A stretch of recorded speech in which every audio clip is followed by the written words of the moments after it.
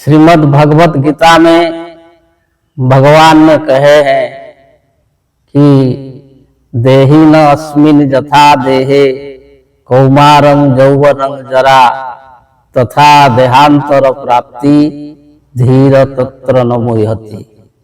कि इस देह में, इस शरीर में चार अवस्था जो है प्राप्त होती है। पहला बालक, दूसरा युवावस्था, तीसरा वार्धक अवस्था और चौथा जो है इस संसार को छोड़ना, इस स्थूल शरीर को छोड़ना। तो ये जो चार अवस्था है ये अनिवार्य है, ये नित्य है, ये जो है अनादि है। तो इस अवस्था ऐसे जब वो देहांतर को प्राप्त करता है तो फिर स्थूल शरीर को आता है, फिर जो है बालक, युवा, बुढ़ा शरीर। ये चक्र है, ये जन्म मृत्यु का चक्र है। इसका रहस्यों को जान जाना ही आत्मज्ञान है। और यही जो है चार अवस्था, इसको जो है शरीर में जो आत्मा रहती है तो जागृत, स्वप्न, सुषुप्ति और तुरिया। जागृत अवस्था ये जो हम अभी ये संसार में रहकर ये संसार का सारे चीज को देखते हैं और शब्द सुनते हैं, गंध लेते हैं, स्पर्श लेते हैं और उसको भोग करते हैं। और सारे जो है इसमें संसार में जो मैं और मेरा, मैं अमुक हूँ और ये मेरा घर है, मेरा धन है, ये सब जो ज्ञान लेकर के हम रहते हैं, ये जो मोह उसको बोला जाता है। और वही मोह में फंस करके हम मैं और मेरा इसमें फंसे हुए हैं। और ये है जागृत अवस्था। और जो हम सो जाते हैं नींद में तो उस समय ये जागृत अवस्था हट जाता है और स्वप्न का अवस्था आ जाती है।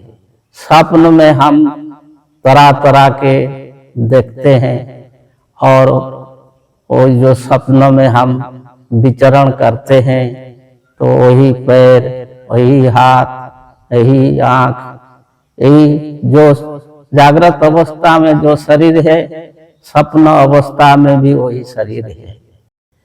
लेकिन जो इस अवस्था को हम प्राप्त करते हैं तो इस स्वप्न में इस वास्तव ही लगता है जब तक हम जो जागृत नहीं हो जाते हैं। ऐसे और एक अवस्था है सुषुप्ति। सुषुप्ति का मतलब है ना जागृत में रहता है ना स्वप्न में रहता है, केवल नींद में ही रहता है। नींद में ही सो जाता है। जो गाढ़ नींद है उसमें सब कुछ जो है गायब हो जाता है और सो कर ही रहता है, तो इसको सुषुप्ति बोला जाता है। उसमें कुछ भी अनुभव में नहीं आता है। और एक अवस्था जो तुरीयावस्था बोला जाता है।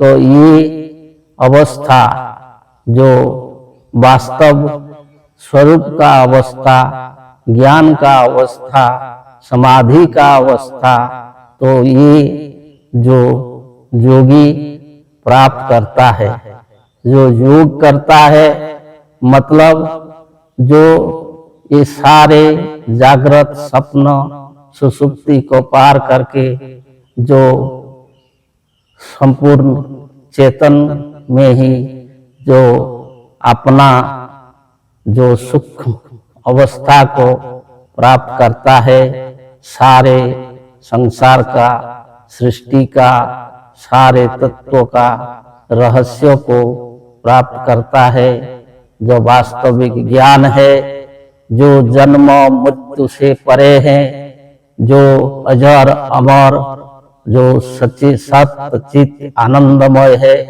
यही अवस्था, यही जो है वो अपना स्वरूप है और हम वास्तव में वही है। यही ज्ञान को जो प्राप्त कर लेता है वो जीवन मुक्त हो जाता है और ये जो रोग शोक दुख क्लेश इससे छुटकारा मिल जाता है, जन्म मरण से छुटकारा मिल जाता है। वो ना जन्म ना मृत्यु चक्र में फंसता है। अब सब समय जो है वो आनंद सत्य चित्त आनंद में ही रहता है और अपना शिव स्वरूप को प्राप्त करके जीवन मुक्ति को प्राप्त करके वो जो है आनंदमय होकर ही रहता है। जय जय।